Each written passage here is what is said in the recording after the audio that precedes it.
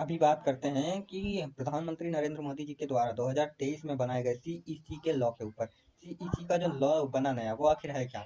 तो election commission of India का जो सिलेक्शन होता था पहले वो होता था कुछ यूँ कि उसमें लोकसभा में विपक्ष का नेता, प्रधानमंत्री और चीफ जस्टिस ऑफ इंडिया को रखना पड़ता था। जिससे प्रॉब्लम ये होती थी कि जब भी किसी नए इलेक्शन कमीशन ऑफ इंडिया का चुनाव करना है तो उन्हें बार-बार विपक्ष के नेता के पास जाना पड़ता है, क्योंकि सुप्रीम कोर्ट के जज के पास तो वो जाने से रहे, उन्हें विशेष परिस्थितियों में जाकर के उनके पास समर्थन लेना पड़ता है, इसलिए उन्हें बार-बार विपक्ष के नेता के पास जाना पड़ता है। इस कंडीशन में हमारे प्रधानमंत्री जी ने जो चालाकी की वो ये है कि उन्होंने जहाँ सुप्रीम कोर्ट के जज की जगह थी उस जगह सुप्रीम कोर्ट के जज को हटा करके अपने केंद्रीय मंत्री को रख दिया, जो इन्हीं के अंडर में होता है, उस केंद्रीय मंत्री को। अब आप खुद सोच करके देखिए कि प्राइम मिनिस्टर के द्वारा नियुक्त किया गया केंद्रीय मंत्री क्या उनके विपक्ष में जाकर के वोट देगा? और इस तरीके से उन्होंने इस लॉ को पास करवाया।